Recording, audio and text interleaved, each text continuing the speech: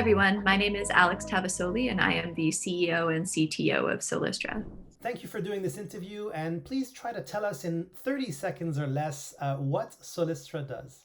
Solystra is a cleantech startup from Toronto that is trying to commercialize a solar activated nanomaterial that is able to convert both carbon dioxide and methane gas together into synthesis gas, which is an intermediate product in the petrochemical sector for the production of over 30,000 different commodity chemicals. So this provides an opportunity to recycle greenhouse gases like carbon dioxide and methane that often occur as a result of industrial work or organic waste degradation, and use that as a clean feedstock for our petrochemical process.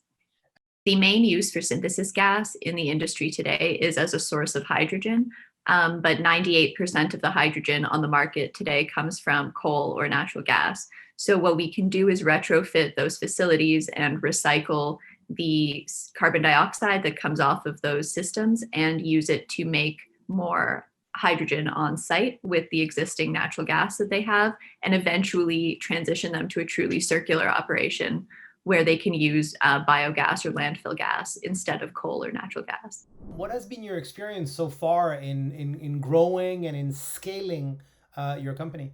So Solistra is about 2 years old now. We've spent the last 2 years building our first mini pilot, and you're right, it did come out of a very deep tech tradition, out of Jeff Ozen's solar fuels lab at the University of Toronto, where I did my PhD. And really the challenge with scaling a technology like Solistra's is that it's a novel material that also requires novel equipment to operate. So if you think of a traditional chemical reactor, they're normally just like a metal tube that you light a fire underneath to heat. But you can imagine if you put all of our material in a tube like that and shined light on it, the light would only reach the very outside. So we have had to invent and innovate these new or surface structures that can allow maximum light absorption by the catalyst, which is sort of a new way of thinking for the chemicals industry. What have been some of the main challenges you have faced over the last 2 or so years, and how have they been overcome? The first major challenge was figuring out what chemical we would take to market first. So as I mentioned, synthesis gas is used to make several different commodity petrochemicals, including methanol, ammonia, and hydrogen. Eventually, we figured out that if we were going to make such a fundamental change to the petrochemical supply chain, we might as well start with the most fundamental chemical component, which is a source of hydrogen. And as well, the hydrogen economy is gaining a lot of traction these days because there's a lot of excitement around potential natural gas usage being mixed with natural gas or with hydrogen, or completely replaced with hydrogen.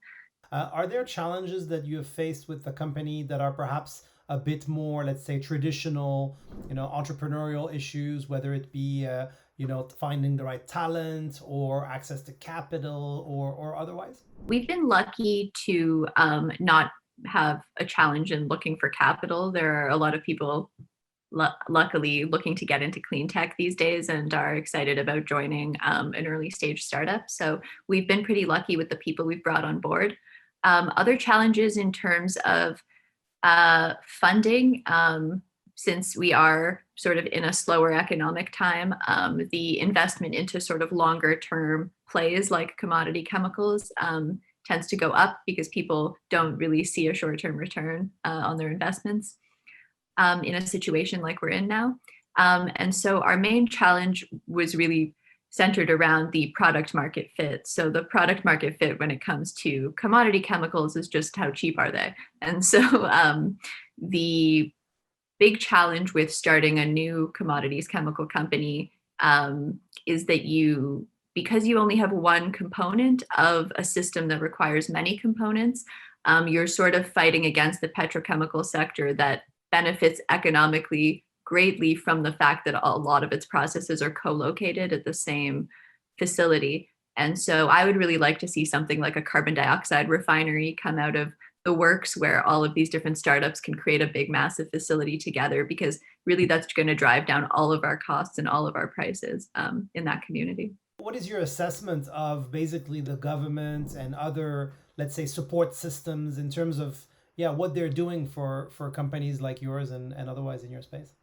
I think this particular government has been very good in providing funding for clean tech. I know Solistra would not exist without some of the programs that they've put in place, specifically like the Women in Clean Tech program from Natural Resources Canada, that we were lucky to be funded by. And as well, we've been supported by the Materials for Clean Fuels Challenge that the National Research Council runs. And as well, in some of their recovery policies, we've been seeing the government sort of look towards longer term bonds, which might indicate that there's infrastructure funding coming, and that's going to be the main driver for the economy and for the next 10 or 15 years. And so in building out that infrastructure, if we want to do it sustainably, I really think that those policies are building the road ahead of us well. Who have you surrounded yourself with at Solistra, and why? It's really important for me to, at this stage at least, to bring on people that are really motivated by our cause. In a more practical sense, just because we don't have enough money to pay them more for them to want the job for any other reason. And so really surrounding myself with a diverse team of self-starters, it has been really good. So most of the people that work at Solistra had their own little projects on the side, like science labs in their basement and things like that. And so it really takes a creative attitude to I guess make a company like this go at such an early stage. So you were a finalist at the Mars Women in Clean Tech Challenge. And I think it's fair to say, and please feel free to correct me if I'm wrong, that chemical engineering, I should say, and perhaps science in general, and certainly the leadership of Canadian companies in general is still very male dominated. So I'm wondering, what advice would you give to other women who are building, as I put it earlier, science-based businesses based on your own experience?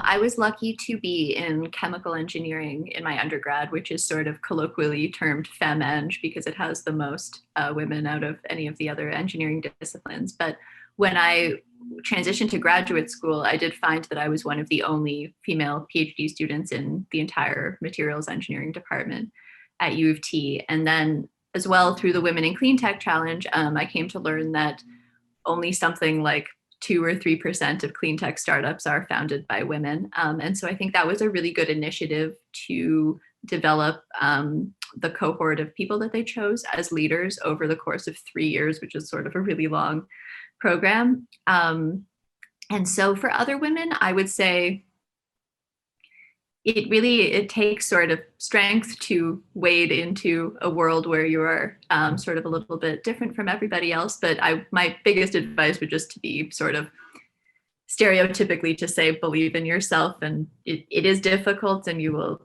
face a lot of, I guess, pushback on some of your ideas potentially. And but I think that women definitely can do the work and just need to make themselves more present in those communities. What more could we do, in your view, to support women in science in general, and again in sort of scientific entrepreneurship going forward? I think that I would advise against like trying to find a really quick fix. So I think that some organizations have realized that they don't have a lot of women in leadership, and have responded to that by maybe just finding one anywhere that they can put on their board. But really, it's less about sort of getting a woman that you can sort of show to the public that you have a diverse team. It's more about building the cultural infrastructure within your organization to grow those women from a junior position to a leadership position, because that growth will make them better leaders and also create a more inclusive atmosphere. So I think maybe some more authentic fixes, I think. Who would you pitch if you wanted to improve, how we support our scale up ecosystem in Canada? Yeah, under 30 seconds. So who would you pitch and what would you say? I would say to any waste producers. So right now, landfills, people who deal with agricultural waste, um, our farming communities, they need to get in on the clean tech action and really start working towards our circular economy. Because as I mentioned before, I really think technologies like Solistra's and a lot of other clean tech technologies will benefit from a supply chain network that will actually build up the circular economy. So it's all about connections, networking, and co-location.